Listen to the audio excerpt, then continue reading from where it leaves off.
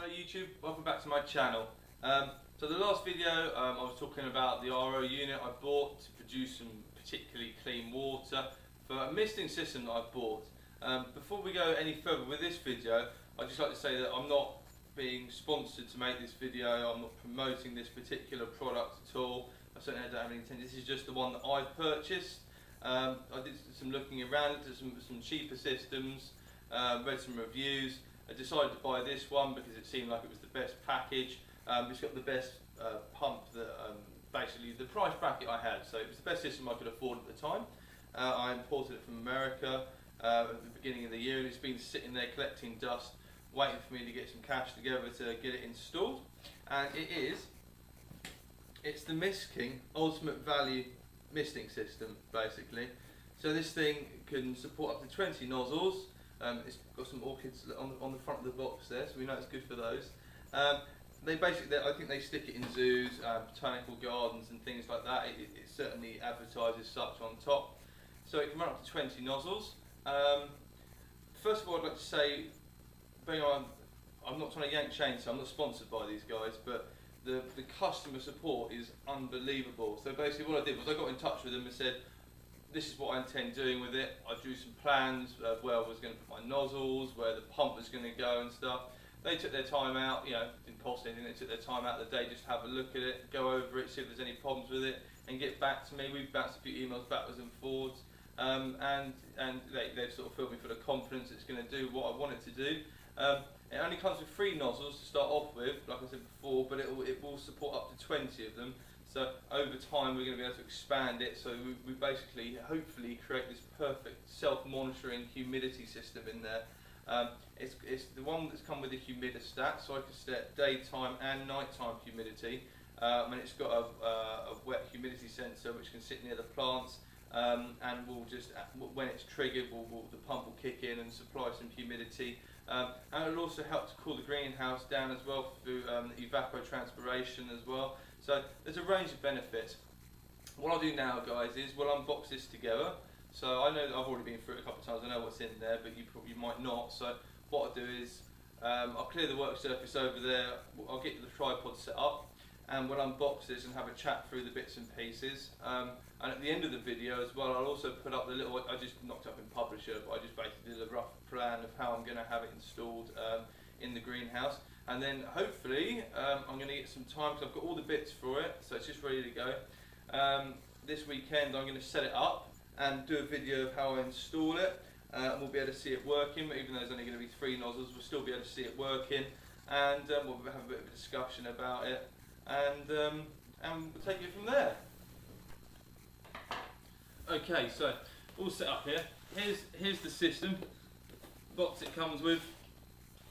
It's got a quick list of the things that are inside it.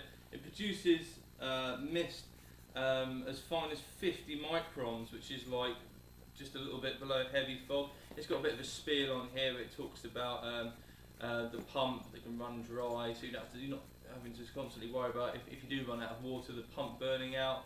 The mist nozzles, they're black, and so is the 1/4 inch tube piping or whatever it is to stop algae growth in the lines. And they're all tested before they leave the factory.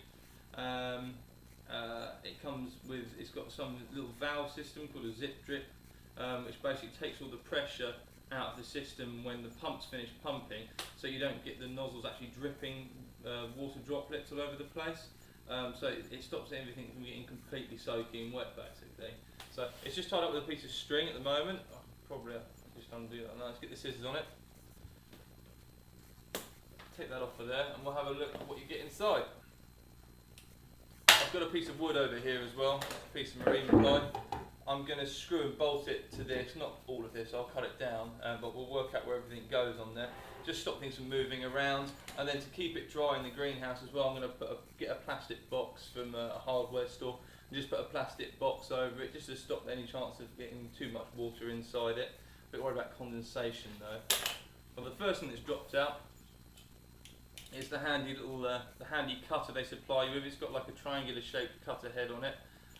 That's to ensure that you cut the pipes nice and cleanly, because if you leave little bits of swarf around it, it won't make a decent seal when you put it into the connectors, and it will leak. all the bits of swarf will come off and go through the pipelines as well. I imagine they'll block the nozzles and impair its ability to make nice fine mist.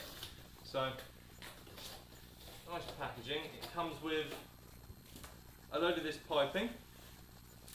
So I'm not sure, there's probably 6-7 meters of it here maybe. So we're going to, like I said, we're going to be a bit limited as to how far we can go with it, because obviously it's got to go out and it's got to come back on itself. So we can only go a certain distance before we've got to return and bring the system back to the pump for the zip drip to take the pressure out of it. So you get a length of that. I spent a little bit more money and got, this is an inline sediment filter. So the pump goes this side of it, and the reservoir, here the box is the reservoir, and then it goes to the pump, which is controlled by a separate controller. And then this is an inline filter that goes between the pump and all the mist nozzles. So this just helps to make sure that no other particulates disappear down the lines. And we've got to flush some water through this as well. 4 gallons of water have got to be pushed through that first of all, and it can do up to 3,000 gallons in its lifetime. So that should, I don't know what any of that means really, I'm just reading it off of it, but so it should last a long time, and that will just help to keep the lines cleaner for longer. What else have we got here? Comprehensive set of instructions, very easy to read. They're quite, he's got quite a good sense of humour, whoever wrote it, so it's quite easy to get my head around. I mean, anyone can pretty much set one of these systems. There's an example of one of the systems set up there with the bucket with a lid on it. I've bought that already, and then running some of the nozzles from the pump there. So we'll be using that to install it. A little bit more information I got, because you can get these with a couple of different types of controller. You can get them with a timer, so you can set it to come on and spray for say 20 seconds 5 times a day. I think there's also a pulse timer, so you can set it. It's similar to that, but I got mine with the Hygrostat controller, which allows me to set a daytime and nighttime humidity, so we can get humidity drop during the day, because obviously things get dry. You don't want it on constantly spraying all the time. And that comes with the probe and everything to go amongst the plants. That's completely settable, so it comes with like an LCD display with some buttons, and you can set it all up. We'll get that out in a minute. One box. Inside this box is, I don't actually know, the adapter. Not very interesting. So it's only 12 volt, I think. So it I've got to get an American adapter, because it comes from. So yeah, it's 240 down to 24 volts. So it's not going to be particularly power consuming, which is good. We've got the zip drip drive. This is the bit that takes, it's like a little solenoid in here. It takes all the pressure out of the system when it's finished spraying, so you don't get your nozzles dripping water all over the place, which also helps. It's going to help conserve water, and also not get the plants soaking wet, so we're not worried about mould issues and stuff in winter. Because I doubt it's going to need to be on very much in winter anyway, because it'll be so much cooler outside. If anything, we're probably going to be battling the condensation. We've got some nozzles in here and some connectors. So I'll whip these out so we can have a look. Here's one of the. I've just got a stool over here, it's not particularly comfortable. Here's one of the connectors. So they're supposed to be 360 articulating, so they can turn this way, that way, and that way. So they can actually basically spray in any direction. So they're pretty good, and they screw in, so you can mount them as well. You can put them into things. So if you had like a tank or something, you could screw a hole or drill a hole through it, unscrew it like that, pop it through the hole and mount it, and then all the piping and stuff runs along the top with these little connectors here. So these are the little connectors that just plug into the top. I imagine they just go in like that. There we go, nice and simple. And then the pipes run, so everything's in series through there onto the next nozzle. And just push that thing down there. That should allow me to pull it out. Yep, quite easily. It's the same as the RO system. It's exactly the same fittings. So I've got 3 of those nozzles, so we'll be a bit limited, although they do produce quite a wide plume when they spray. So they're going to go underneath the benches. Like I said, I'll put a little diagram of where I intend to put them at the end of this video. What have we got in here next? So, that's the Hygrostat. We'll go over that last.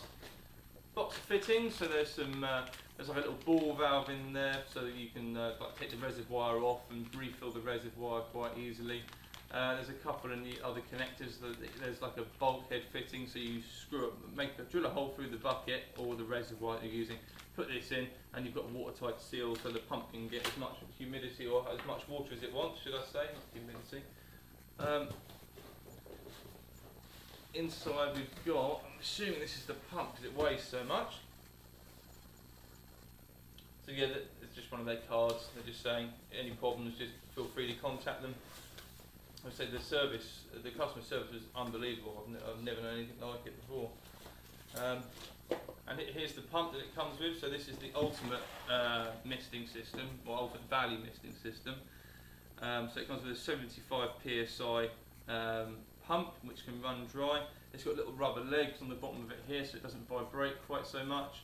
And I'm assuming you just screw it on down onto whatever surface you're using. I'll just be using ordinary wood screws just to hold it on, just to keep it in place. It's not particularly heavy. It comes with a power lead, which connects into the zip drip malarkey, which takes the pressure out of it, as we've discussed already. And it's got some arrows on the front showing the direction of flow.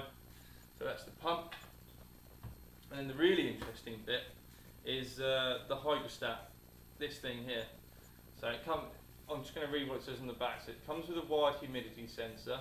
It's got separate day and night humidity control. It's got a low humidity alarm. So if there's low humidity and say the system hasn't come on, it's run out of water, then it'll make an alarm, make a load of noise. It displays the probe temperature. So not only is it measuring the humidity, but it's also telling you the temperature, atmospheric temperature at the probe. It's got a backlit panel, so you can read it in the night, or in the dark, should I say. It's got a manual override, so I can just turn it on for some reason if I just want to suddenly increase the humidity. And it also comes with a 1-year limited warranty as well, which is really, really good.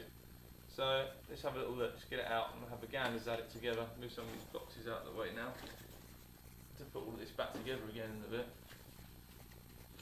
And we'll have a look. What I might do extend this video, I'll do another separate video of how I put the whole thing together. So cut the board down. I probably won't video that, but that'd be very boring. But show how I'm going to put it all together and how everything goes together. This is really stuck in here for some reason. There we go. Right. So it comes with a couple of these sticky pads to go on the back of it, so we can stick it onto like my control. You may have noticed inside the greenhouse I've put like a piece of plywood that I've treated so it doesn't go mouldy up on the side there, and that's why I've got all my electrics wired into that, and a splash-proof housing as well from Simply Control up there, just in case, because water and electricity, you know, it's not a winning combination really. So here's the little that's the little controller you get for it here. Not sure how many meters of this cabling we get. Hopefully enough, because it's got to go all the way down to the pump. So we get a fair bit. There's a couple of meters there. It's probably going to be enough for me to have that mounted up on the wall. Also looking at it, the probe's relatively. It's not as long as the power lead, but it looks relatively long. And it's got a little. So that's the humidity sensor. Not sure what it's got inside it. They used to have like a bit of hair or something in them, and when it was humid, obviously it used to extend, and that used to be able to operate certain things in regards to relative humidity. This looks like it's got a little printed circuit board in there, so not entirely sure what that does. But yeah, so that we can screw that up somewhere. It's quite long. It's probably 1.5 meters, 1.2 meters, something like that. So we can have that relatively close to where some of the plants are. I'll probably mount it up on a board again, and that can just sit there. Tidy these cables up. I hate cables all over the place. It drives me absolutely mad. And then this is just the power supply for the rest of it. So that's my Mistking system at this point. So that's the unpacking done. This is going to be one video, and what I'll do is I'll do another video of how I set it all up on here so it's ready to run, and then just connecting everything up.